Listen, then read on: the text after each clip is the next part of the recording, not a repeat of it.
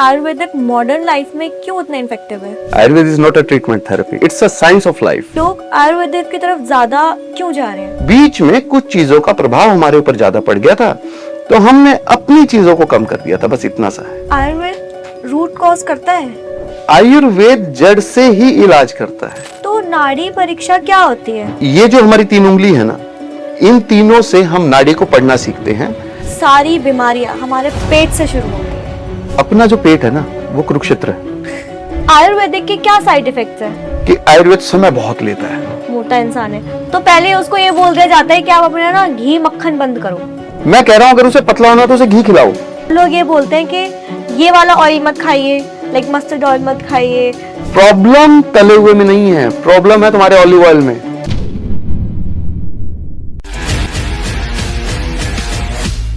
So hello everyone, मैं हूँ Jennifer Elvis from talk with feel से। मैं आ गई हूँ आपके लिए एक और पॉडकास्ट लेके। आज हम इस पॉडकास्ट में कुछ ऐसी बातें करेंगे, हमारी डेली रूटीन, हमारे हेल्थ इश्यूज, हमारे स्ट्रेस इश्यूज के बारे में हम बात करेंगे। हमने इस पॉडकास्ट पे एक ऐसे शख्सियत को बताया कि जो हमारी सारी प्रॉब्लम का इलाज वो एक अपने आयुर्वेदिक ट्रीटमेंट के बारे में बता के हमारी सारी प्रॉब्लम सॉल्व करेंगे। तो चलिए हम इस पॉडकास्ट को आगे बढ़ाते हुए अपने पॉडकास्ट चैनल पे इन्वाइट करते हैं वैद्य राकेश जी का। Thank you so much.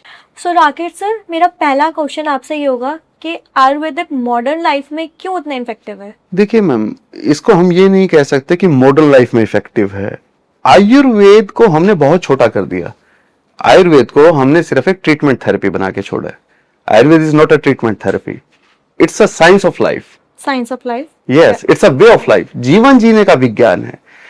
5000 साल पहले तो लिखा गया है आयुर्वेद। जब से ये सृष्टि बनी है तब से आयुर्वेद है।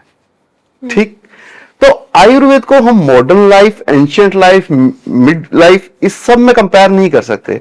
जब से जीवन है और जब तक जीवन रहेगा तब तक आयुर्वेद रहेगा, क्योंकि it's a science of life, it's not a treatment therapy. मेरा सेकंड क्वेश्चन आपसे ये होगा कि लोग आयुर्वेद की तरफ ज्यादा क्यों जा रहे हैं? उसके क्या रीजंस हैं? देखिए, लोग आयुर्वेद की तरफ जा इसलिए रहे हैं क्योंकि बीच में चाहे वो आक्रांता है हमारे देश में या कुछ भी रहा, तो हम लोग ना दूसरी चीजों की तरफ अट्रैक्ट हुए। यस, तो उसका एक टाइम स्पेन ना, हर चीज का एक अट्रैक्शन का, फेक अट्रैक्शन का ना टाइम स्पेन कम होता है। अब बैक टू रूट्स आना पड़ेगा। आप कितना भी बाहर का खाना खा लेंगे, जब तक घर की दाल रोटी नहीं खाओगे ना तो पेट नहीं भरेगा। ठीक, तो इसीलिए जब आप जिसको आज कह रहे हैं कि हम बैक टू रूट्स आए हैं या आयुर्वेद पे दोबारा लौट कर आ रहे हैं, लोग गए नहीं थे, खत्म नहीं हो सकता ये कभी भी।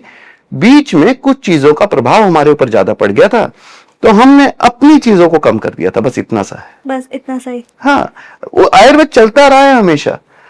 आप अपने से पहली पीढ़ी, उनसे ऊपर वाली पीढ़ी, या आज जो आपके सामने बच्चे स्कूल में हैं, सबको पता है आयुर्वेद क्या है। सबके जीवन में आयुर्वेद रहा है। मैं फिर आपको रिपीट कर रहा हूं कि it's not only a treatment therapy, it's a way of life. उठना कैसे, बैठना कैसे, चलना कैसे, खाना कैसे, ये आयुर्वेद है। आयुर्वेद ये नहीं है कि आप बीमार हुए और दवाई बता दो। आयुर्वेद के जो दुष्प्रचार का जो कारण है वो यही है कि लोगों ने शुरू कर दिया कि ये बीमारी है जी और ये दवाई ले लो। सुबह सुबह आपके व्हाट्सएप यूनिवर्सिटी पे आ जाता है ज्ञान। तो वो सब आयुर्वेद है कि आपको उठने से लेकर और सोने तक, ऋतुकाल, हाँ जी, दिनचर्या, रात्रिचर्या, ऋतुचर्या, ये सब आयुर्वेद है। आयुर्वेद रूट कॉज करता है? Yes, definitely. यस, आयुर्वेद जड़ से ही इलाज करता है। देखिए, मैं आपको सबसे पहले बताता हूं, आयुर्वेद का जो मोटिव है, आयुर्वेद का जो प्रयोजन हम बोलते हैं, वो है कि स्वस्थस्य स्वास्थ्य रक्षण मातुरस्य विकार परशमंच, कि सबसे पहले स्वस्थ व्यक्ति के स्वास्थ्य की रक्षा करें, उसके बाद रोगी को निरोग करें। तो आयुर्वेद तो चाहता ही नहीं कि आप बीमार हो। लेकिन यदि कोई भी किसी भी कारण से यदि रोगी हो जाता है, तो आयुर्वेद लक्षण की चिकित्सा नहीं करता, सिम्टोमेटिक ट्रीटमेंट्स नहीं करता। आयुर्वेद इज नॉट अबाउट के आपको सिर्फ सिर दर्द है तो अभी सिर दर्द की दवाई दे देते हैं। आयुर्वेद की उसका कारण क्या है, क्यों हुआ, और उस इंसान की प्रकृति क्या है। तो आयुर्वेद हमेशा जड़ पे काम करता है और इसीलिए ये हमेशा जड़ से सही करता है। सर मुझे बताइए, क्या आयुर्वेद स्ट्रेस का सॉल्यूशन है? मैम, आयुर्वेद जिसने अपनाया है उसको तो जीवन में स्ट्रेस ही नहीं है। अच्छा। हाँ, जैसे अभी मैंने आपको बताया कि उठना मतलब ब्रह्म मुहूर्त में उठना है आपको, सूर्यास्त से पहले पहले खाना खा लेना है, उसके बाद समय पे सोना है। जो भी अपने जीवन में ये सब अपना लेगा उसके जीवन में स्ट्रेस कहाँ है?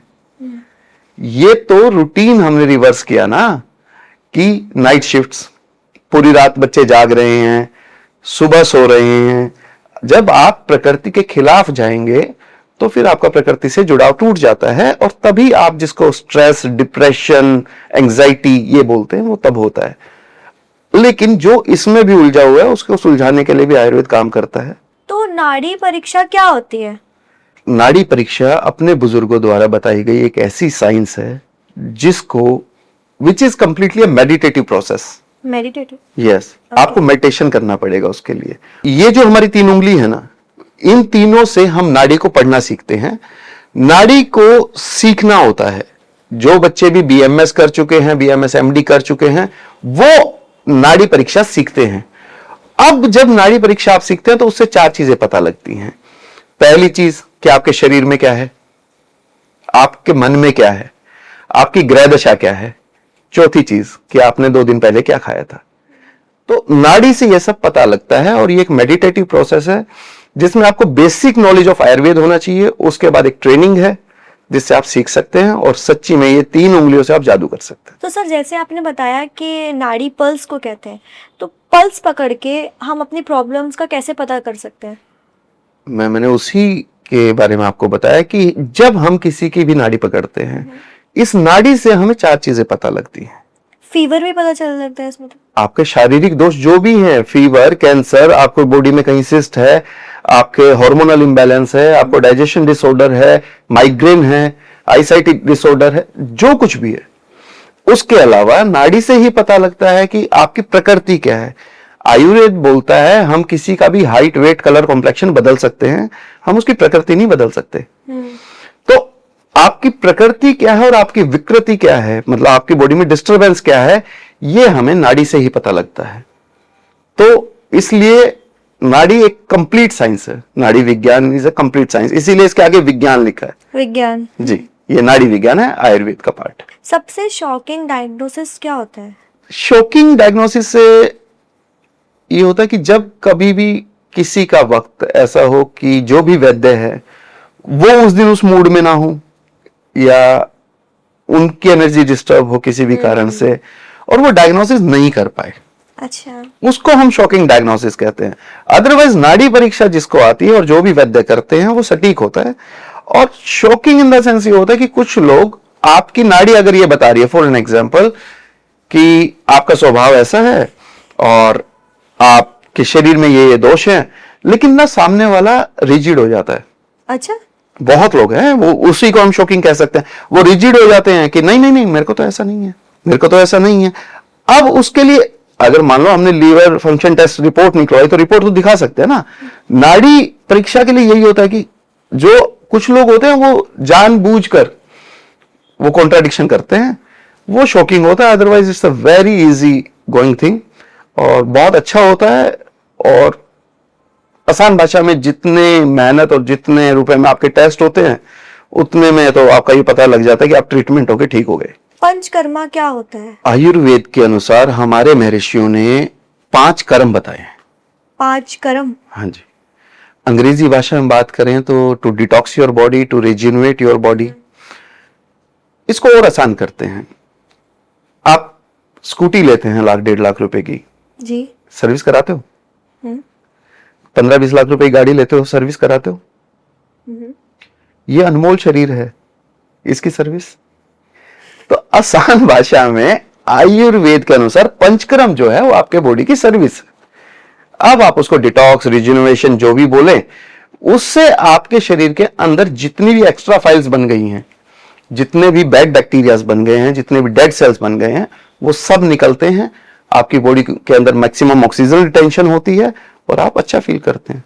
तो वैद्य जी, आप मुझे बताइए कि पंचकर्मा के बाद हमें क्या फील होता है? पॉजिटिविटी फील अलग से अंदर से आती है? वो देखिए, ये तो अच्छी बात है कि वो अंदर से आती है। दूसरा आपने पूछा फील क्या सा होता है।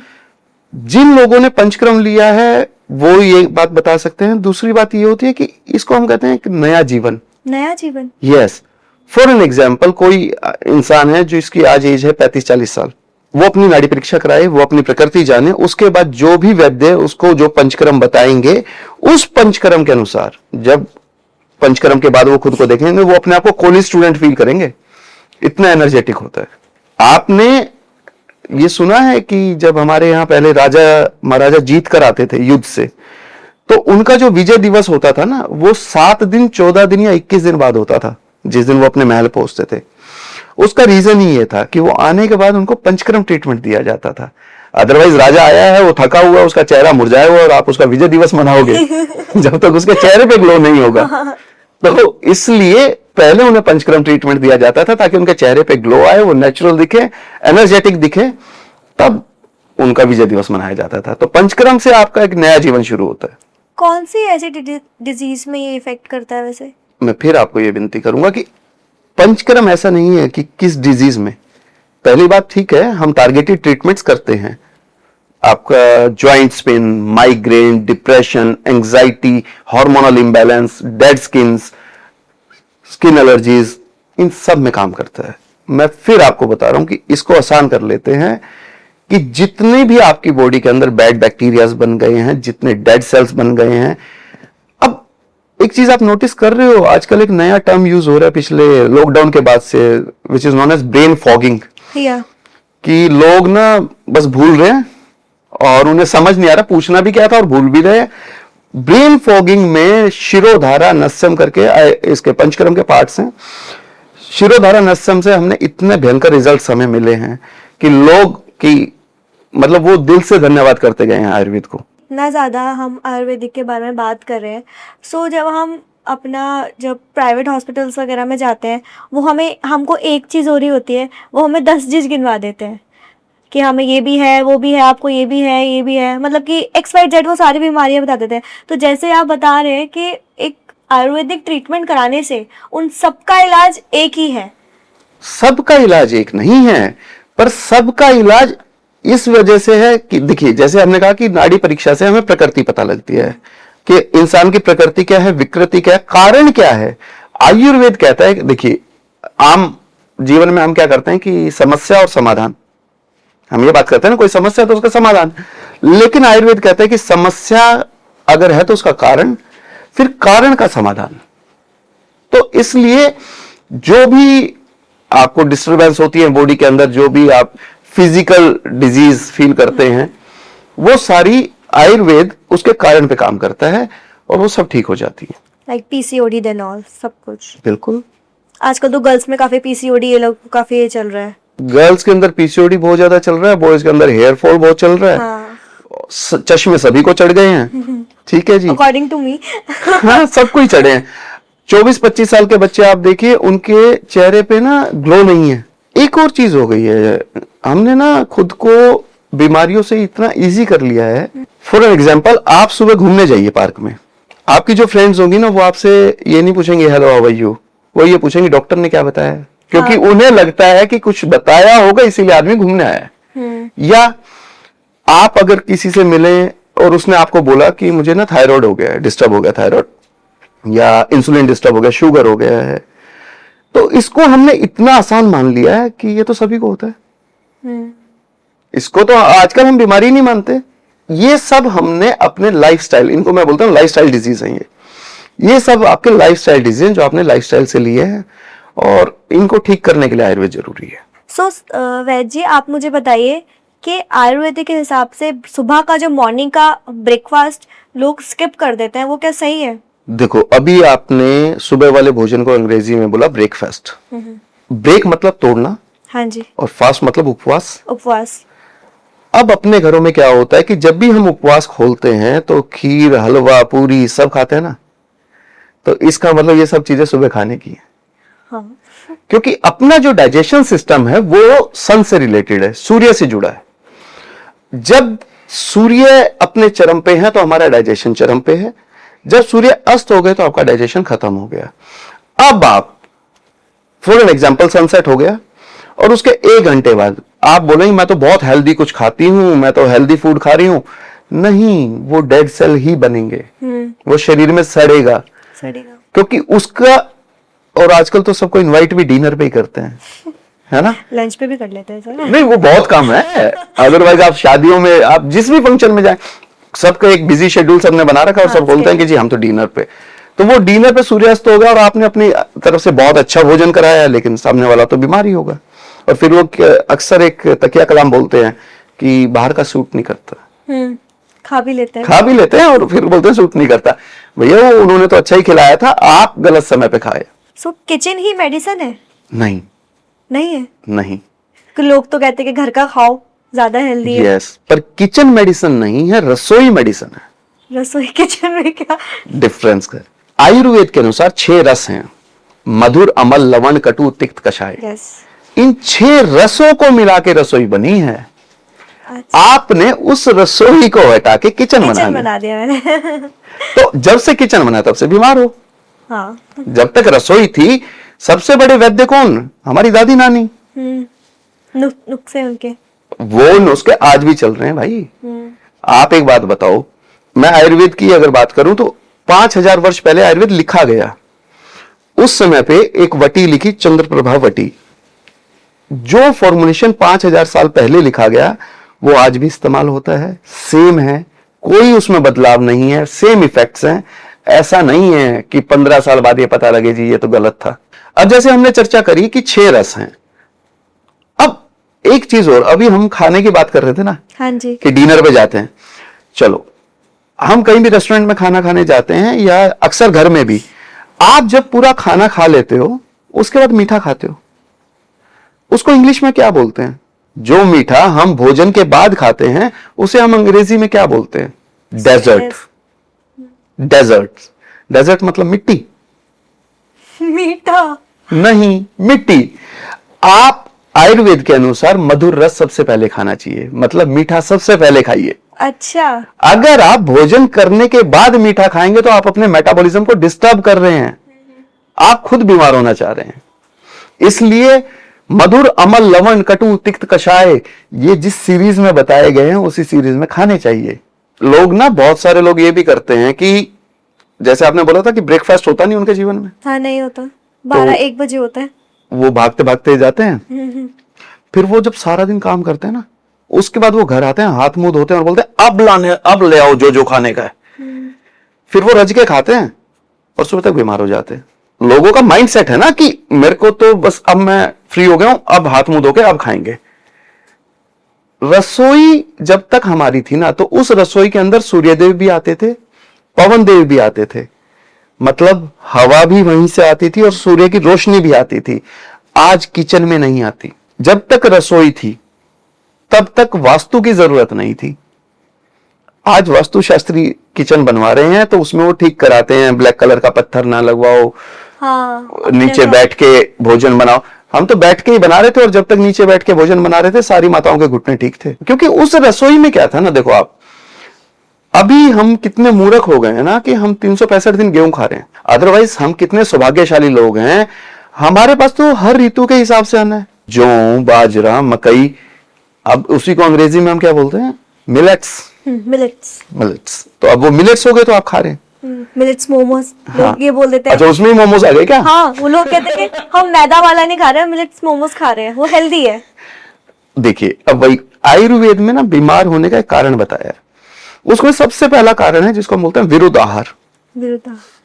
फॉर एन एग्जाम्पल, अब हम उत्तर भारत में बैठे हैं, हम इतने सौभाग्यशाली लोग हैं कि हम चावल लेते हैं, उसे उबालते हैं और खा लेते हैं। हमारे ही बड़ों ने उसी चावल से गुजरात एरिया में जाके फाफड़ा वगैरह बनाया, नीचे साउथ में जाके डोसा बनाया। हम यहां बैठ के तो डोसा खा रहे हैं और बेंगलोर जाके रोटी ढूंढ रहे हैं। तो बीमार कौन होगा? हम ही होंगे। बहुत सिंपल है। तो इसीलिए जब भी फोकस करना है तो किचन पे नहीं करना, रसोई पे करो। रसोई पे करो। यस। किचन नहीं है, आज से रसोई है। हाँ, तो जब तक रसोई रहेगी तब तक आप बीमार नहीं होंगे। सो आयुर्वेद पावरफुल होता है और लोग आजकल केमिकल्स पे इतना क्यों जा रहे हैं? देखो, अभी मैं आपसे एक चीज पूछूंगा कि आपने सहजन की पत्ती का चूरा खाया कभी? सहजन, what सहजन क्यों? Yes, but if I say it that moringa powder, moringa, yeah, maximum antioxidants, you know. वही सहजन है, उसको अंग्रेजी में मोरिंगा कह रहे हैं। आप किसी भी डॉक्टर के पास जाते हैं, वो आपको एक कैप्सूल लिखते हैं, capsule lycopene. Lycopene, glutathione types होते हैं। Yeah, what is lycopene? टमाटर। टमाटर, टमाटो। आयुर्वेद कह रहे सलबट्टे पे टमाटर की चटनी बना के खा लो, सेंधा नमक डाल के, आपको वही एंटीऑक्सीडेंट्स मिल जाएंगे।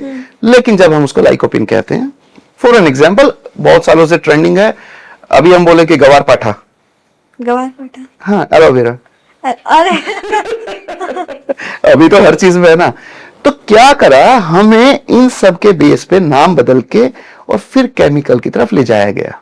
अभी थोड़ी देर पहले जब अपनी चर्चा थी तो आपने बोला कि हर लड़की आज पीसीओडी, पीसीओएस इससे गुजर रही है। उसका सबसे बड़ा कारण है आपका कॉस्मेटिक। कॉस्मेटिक्स, यस, क्योंकि कोई भी चीज हमने मुंह से खाई है तो वो 3 से 4 घंटे लेती है पचने में, पर कोई भी चीज आपने स्किन पर अगर लगाई तो वो 16 से 18 सेकंड के अंदर आपके ब्लड में चली जाती है। फॉर एन एग्जांपल, आपने कभी मॉइस्चराइजर यूज किया, ज्यादा निकल गया तो हम क्या करते हैं? हाथों पे लगा लेते हैं। कहां गया? ब्लड में। ब्लड में। तो वो जो केमिकल्स आप यूज कर रहे हैं वो आपके ब्लड में गए, उसकी वजह से सबसे ज्यादा ब्रेस्ट कैंसर है।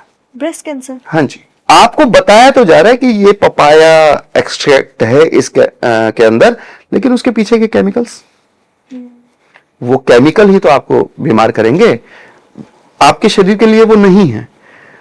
और दूसरी बात मैं ये कहता हूं कि अगर उदाहरण के तौर पे हम बात करें कि भाई पपीता उन्होंने डाला है किसी भी कॉस्मेटिक उसमें, तो हम पपीता ही ना रगड़ लेंगे और पपीता खा भी लेंगे।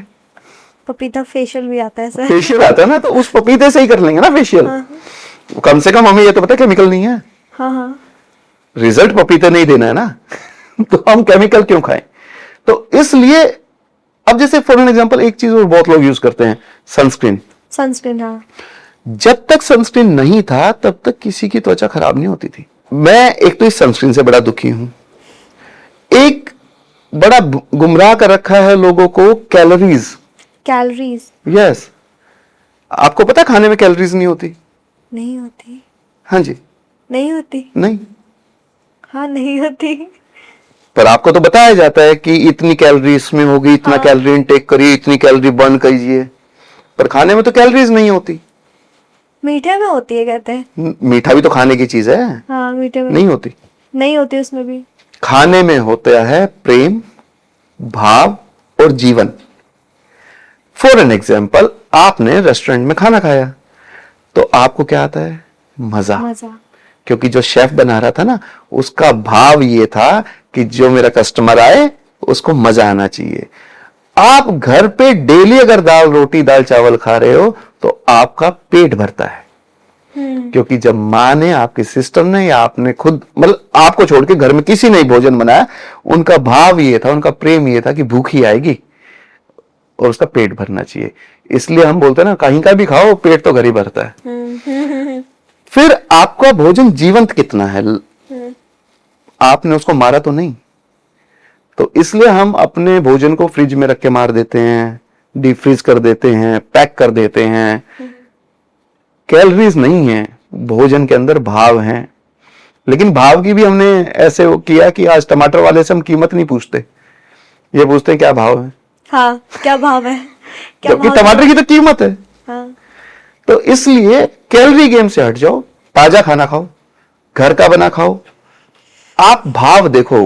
और मैं आपको सच्ची बता रहा हूं, आपको अगर किसी ने भोजन परोसा ना, अगर उसने गुस्से से बनाया है, आपको पहली गिराई खाते ही पता लग जाएगा अच्छा नहीं बना, अच्छा नहीं बना, टेस्टलेस है ना।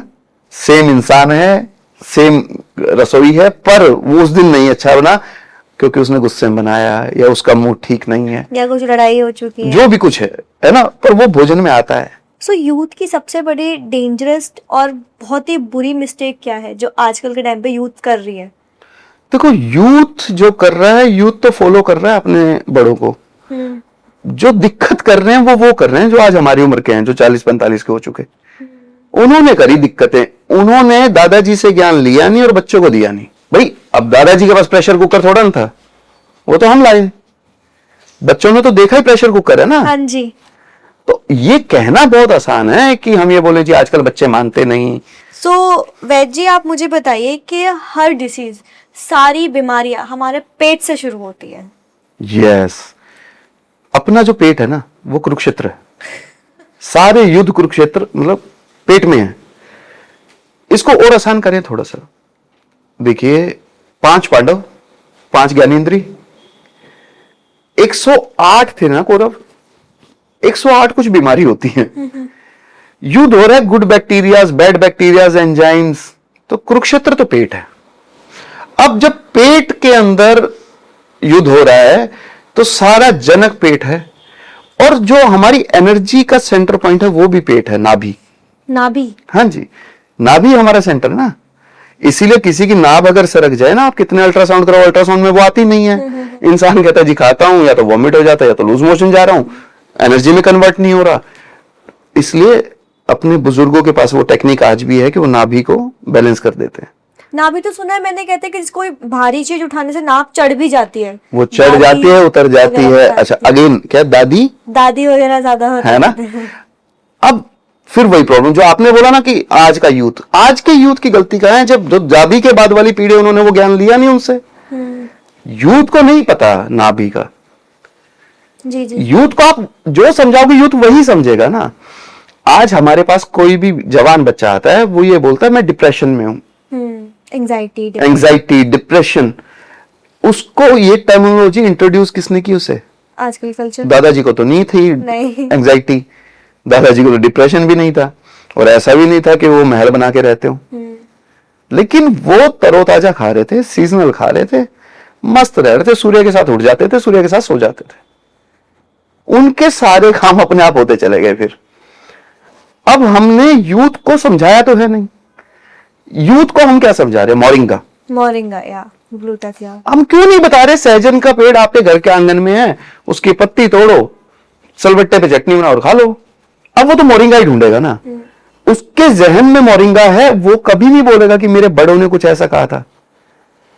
उसे नहीं पता। आप भारत में या विश्व में आप किसी भी बड़े ना मॉडर्न साइंस इंस्टीट्यूशन में जाइए, मेडिकल कॉलेज में जाइए, आप वहां के सर्जरी डिपार्टमेंट के बाहर जो फोटो देखेंगे, आपको गर्व महसूस होगा।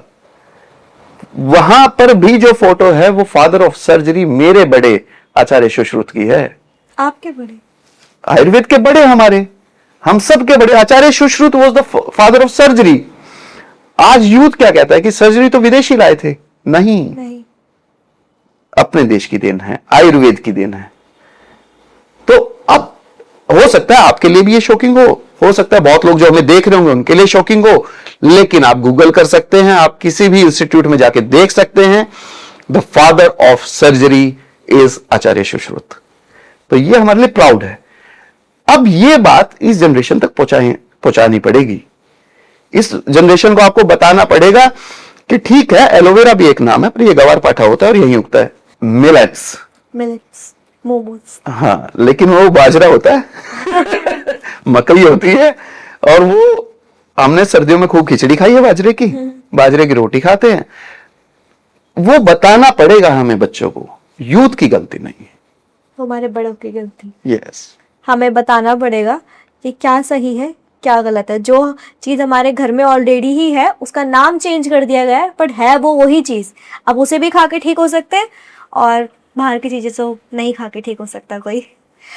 गर्ल्स के अंदर काफी ये चलता है कि लाइक वो हर चीज बहुत क्यूरियोसिटी रहती है, जैसे उनके एक्ने आ गए फेस पे, या उनके डस्ट एलर्जी हो गई या कुछ भी हो गई, तो वो फटाफट से ना वो कर लेती हैं, कोई प्रोडक्ट बाय कर लेती हैं, या फिर वो डर्माटोलॉजिस्ट के पास चली जाती है। वो लंबा चौड़ा उनको एक बिल बना के दे देते हैं, आप रूटीन में ये लगाइए, फेस सीरम के लगाइए, नाइट रूटीन ये करिए, सनस्क्रीन वगैरह, जैसे आपने बताया एवरीथिंग। बट जो हमारे बड़े होते हैं, हमारे दादी वादी, ये बताते हैं कि आप एक काम कीजिए, हल्दी डाल दीजिए, दही लगा लीजिए, तो उससे फेस एकदम आपका ठीक हो जाता है। तो फिर भी लोग क्या करते हैं, लोग नहीं, गर्ल्स क्या करती है, वो वहीं जाती हैं। इसमें उन लड़कियों की गलती नहीं है। उनको समझाया क्या गया? उनको समझाया गया सनस्क्रीन लोशन SPF 50। अब जब हम उनसे बात करते हैं, फॉर एन एग्जांपल, हमारा एक खुद का प्रोडक्ट है जिसमें मुल्तानी मिट्टी, नारियल का तेल, मसूर की दाल, आपका गेंदे के फूल का अर्क, ये सब हमने डाला और उसको, जैसे मैंने अभी आपको बताया कि कोई भी चीज हम स्किन से अगर खाते हैं तो वो कुछ सेकंड्स में हमारे ब्लड में चली जाती है। हमारे उस साबुन के यूज करने से लोगों को थायराइड बैलेंस हो गया, थायराइड बैलेंस हो गया, थायराइड की दवाई बंद हो गई। हाँ। अब लोग बोलते हैं कि जैसा आपने बोला कि जी वो जाते हैं, उनकी गलती नहीं, उनने जो स्किन स्पेशलिस्ट के पास गए हैं उन्होंने पढ़ाई वो है, उनकी पढ़ाई वैसी रही है ना, तो वो आपको सिम्टोमेटिक ट्रीटमेंट देंगे।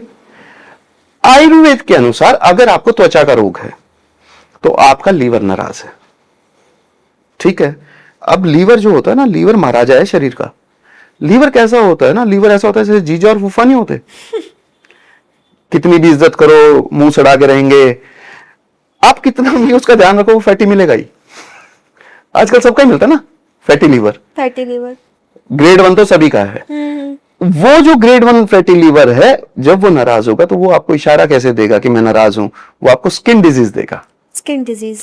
तो हमें लीवर को ठीक करना होता है, लीवर ठीक होगा तो स्किन डिजीज ठीक हो जाएगी। लीवर अगर हमारा खराब है तो हमारी स्किन डिजीज ठीक हो जाएगी, और अगर दोनों चीज ही खराब है तो फिर क्या होगा? समझिए आप। अब ये ना त्वचा रोग कई प्रकार का होता है, किस रीजन से हुआ है ना, इसी के लिए मैं आपको ये कह रहा हूं कि सबसे पहले जरूरी है कि नाड़ी परीक्षा। नाड़ी परीक्षा इसलिए नाड़ी परीक्षा जरूरी है कि हमें कारण पता लगे कि इनको त्वचा रोग क्यों हुआ, इनको स्किन की ही अकेले स्किन की डिजीज है, या इनको लीवर मेटाबॉलिज्म डिसऑर्डर होने से हुआ है, या कोई कीड़ा काट गया। बहुत बार ये भी होता है ना कि जी कीड़ा काट गया और उस वजह से हुआ। अब वो वुंड बड़ा हो जाता है तब लोग संभालते हैं।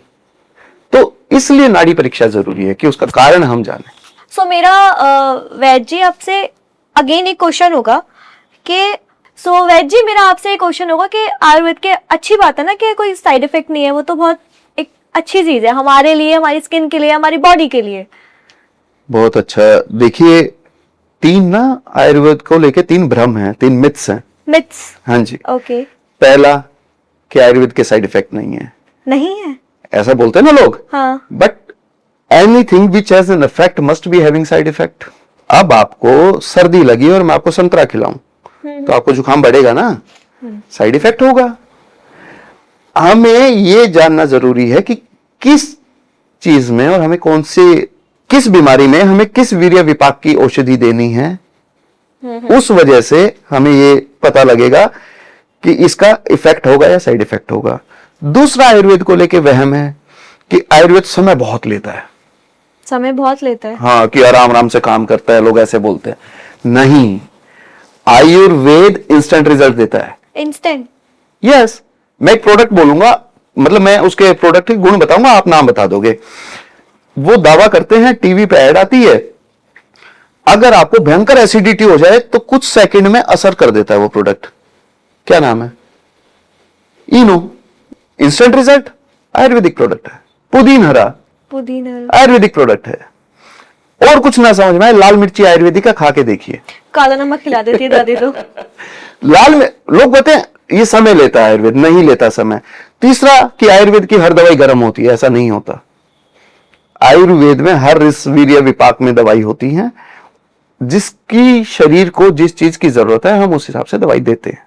आजकल के टाइम पे ना सर ये बहुत चल रहा है, लोगों को बहुत प्रॉब्लम चल रही है, बीपी, ब्लड प्रेशर। हाँ तो ठीक है ना, फास्ट खाओ, फास्ट मरो। भाई आप रात में भोजन कर रहे हो, वो भी फास्ट वाला, फिर फास्ट मर जाते हो, यही तो हो रहा है।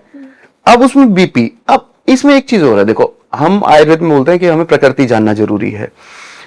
आम भाषा में एक पैरामीटर हम देते हैं, 80/120 नॉर्मल बीपी होता है, पर ऐसा जरूरी नहीं है। जरूरी नहीं है। आयुर्वेद के अनुसार जिसकी प्योर पित्तज प्रकृति है या पित्तज वातज प्रकृति है, उस आदमी का नॉर्मल बीपी इससे ऊपर रहेगा और वो ठीक रहेगा, उसके साथ उसे कोई दिक्कत नहीं है।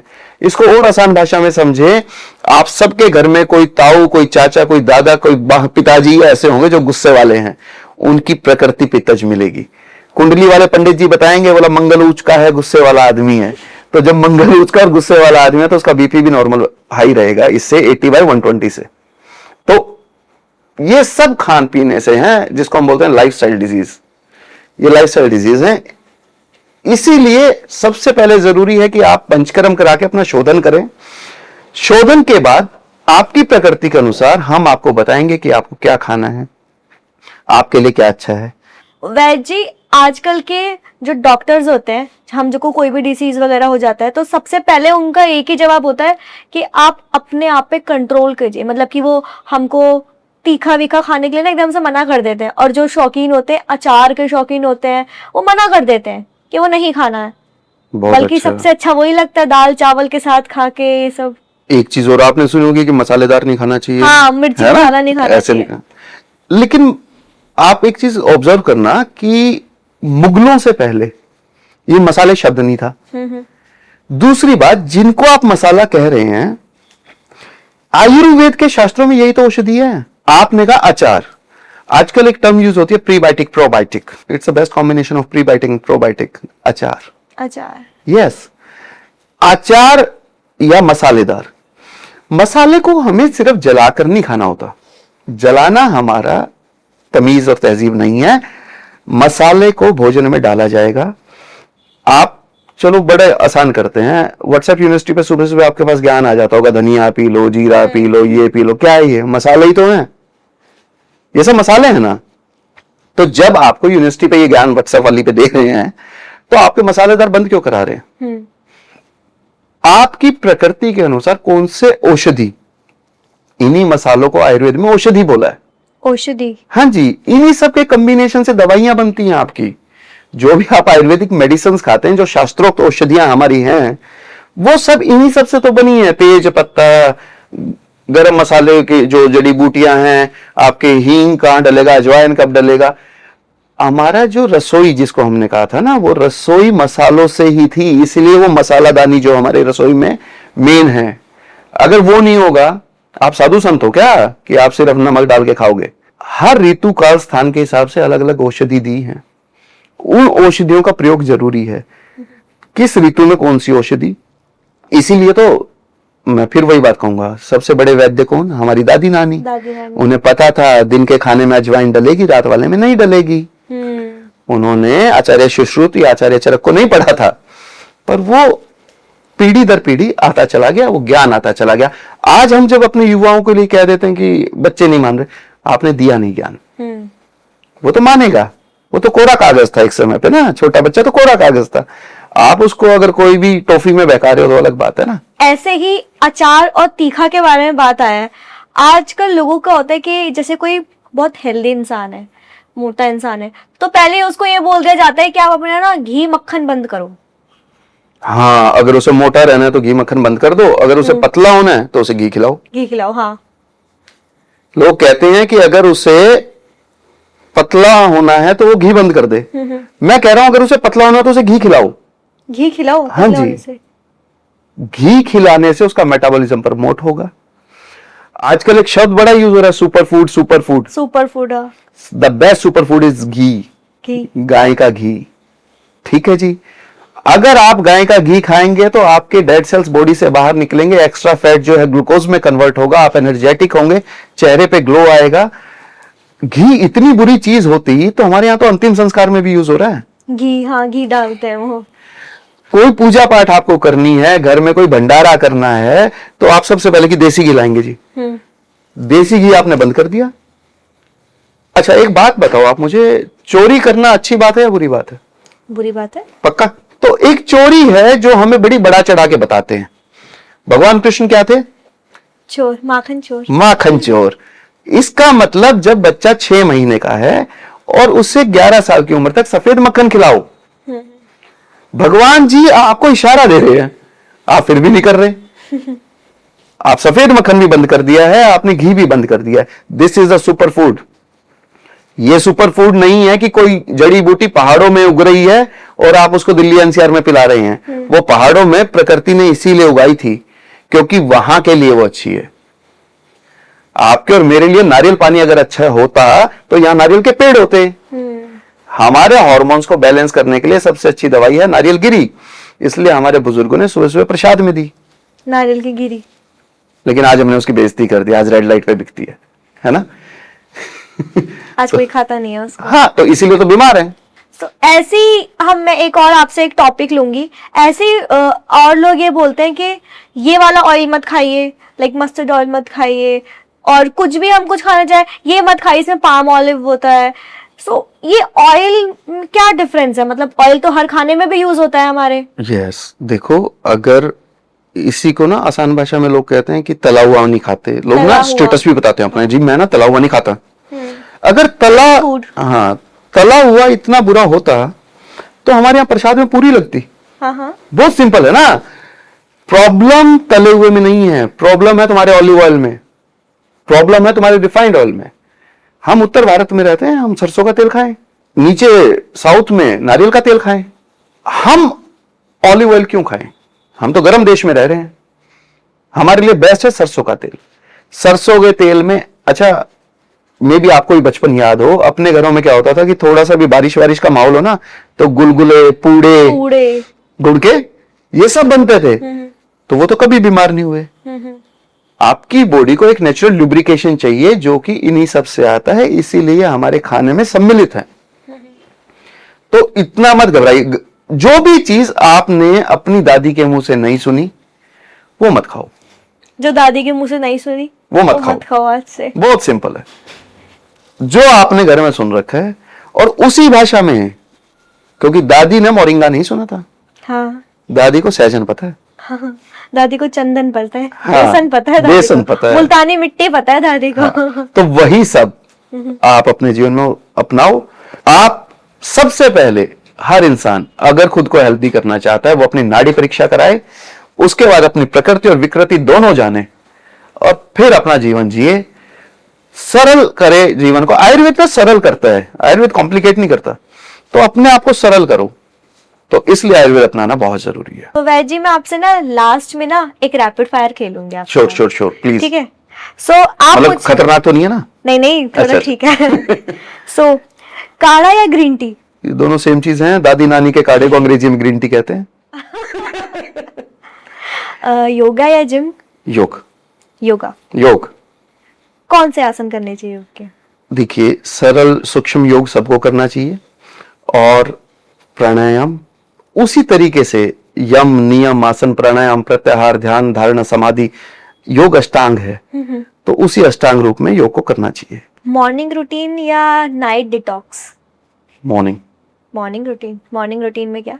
सुबह सूर्यदेव के साथ उठ जाओ और वर्कआउट करो। सबसे पहले देखो, उषापान बोला है आयुर्वेद में ना, कि उठते ही सिप सिप करके, बिना कुल्ला करे सिप सिप करके 4 गिलास पानी पियो।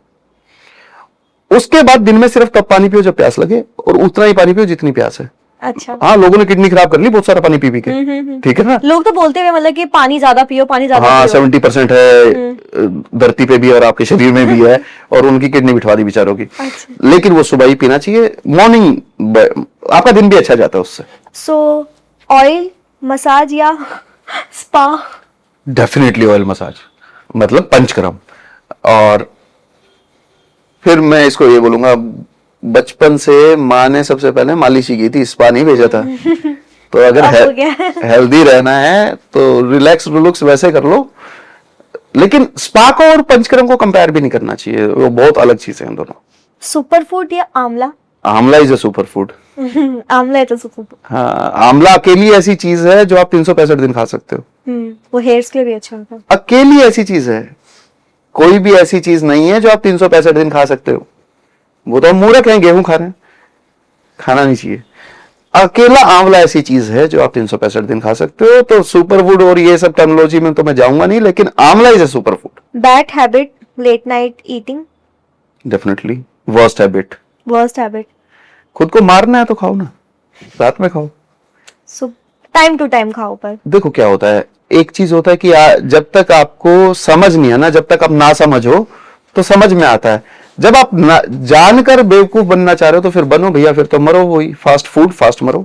इंस्टेंट एनर्जी टिप है to hydrate yourself and to have some good food. अक्सर मैंने जो बहुत सारे टैलेंटेड लोगों को देखा वो यही कहते हैं कि जब मूड खराब होना तो कुछ अच्छा खाने का मन करता है। तो अच्छा आहार आपको अच्छी ऊर्जा देता है। थैंक यू सो मच वैद जी, आप हमारे इस पॉडकास्ट चैनल पे आए। एक लास्ट में आपसे क्वेश्चन लूंगी, एक मैसेज लूंगी यूथ के लिए, जो आप मुझे उनको एक मैसेज दे सके। मैं आप सबसे यही विनती करूंगा कि अपने एक पीढ़ी ऊपर वालों की सुने और जो आपकी रीजनल भाषा है उस भाषा पे फोकस करके, क्योंकि वो सब चीजें आपके आसपास होती हैं। दूसरी चीज, आपके लिए सिर्फ वो चीज हेल्दी है जो आपके पैदा होने या जहां आप रह रहे हैं उस जगह के 50 किलोमीटर में पैदा होती है। अगर उससे दूर वो पैदा हो रही है तो वो आपके लिए नहीं है। जो पैक होकर आपके पास आ गया वो आपको मारेगा। तो बहुत सरल जीवन है, इतना सा करें, फिट रहें। हाँ, अपने आप को जानना हो तो जरूर अपनी नाड़ी परीक्षा कराएं, अपनी प्रकृति अपनी विकृति जाने और खुद को हेल्दी रखें। धन्यवाद। Thank you, thanks a lot.